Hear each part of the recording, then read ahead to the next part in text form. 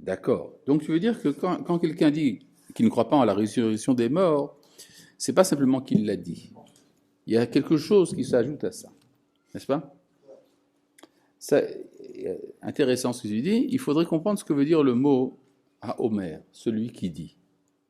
Quand on dit Haomer, c'est on traduit en français celui qui dit. Mais c'est pas clair du tout, ça veut dire quoi? Dire.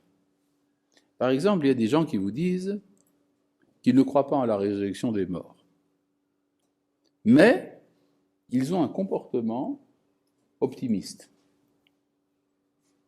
Ce qui veut dire qu'ils admettent la résurrection des morts sans le savoir. D'accord? Tout simplement pour une raison très simple. S'il n'y a pas de résurrection des morts, alors ça veut dire que la force la plus grande du monde, c'est la mort. Et c'est plus fort même que Dieu. Parce que Dieu donne la vie, mais finalement, c'est la mort qui l'emporte.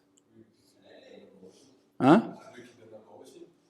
C'est Dieu qui donne la mort aussi. Alors c'est encore plus grave. Ça veut dire que Dieu, qui non seulement donne la vie, préfère la mort à la vie. C'est-à-dire que finalement, ce qu'il y a de plus puissant au monde, c'est la mort. Et donc si tout disparaît, si tout meurt un jour, alors ça voudrait dire qu'il n'y a en fait pas d'espoir. Il n'y a pas de sens à ce qui se passe. Et donc, si on croit dans quelqu'un qui donne la vie au monde, ça implique obligatoirement la résurrection des morts. Oui.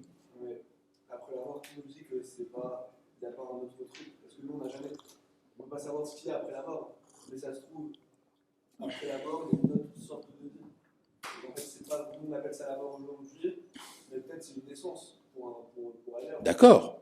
Mais dans ce cas-là, ça voudrait donc dire qu'il y a une partie de notre être qui a sa survie, on peut dire l'âme, tandis que la vie terrestre, elle ne sert à rien, parce que finalement, elle sera finie un jour.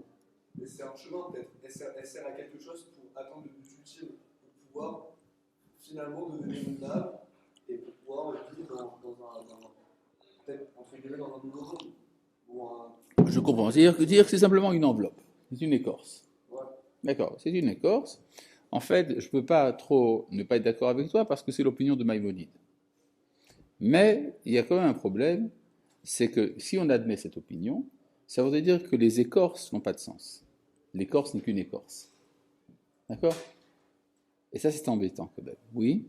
Est-ce que je sais que en cours avec un personnel, on a expliqué quand il y a eu le matin de Torah, Hachem il a relevé la Zohama de l'Israël, donc c'est comme s'ils ont revécu sans ça. Voilà. C'est-à-dire que au moment du matin de Torah, quand ils ont reçu la Torah, ils étaient tous immortels. Et donc on pourrait considérer le fait qu'ils soient redevenus tous immortels comme une triade améthyste parce qu'ils étaient tous voués à vivre avec ça. Alors est-ce qu'on pourrait considérer que quelqu'un qui dit qu'il ne croit pas à la triade améthyste, c'est quelqu'un qui ne croit pas au matin de Torah? On peut dire. On peut dire.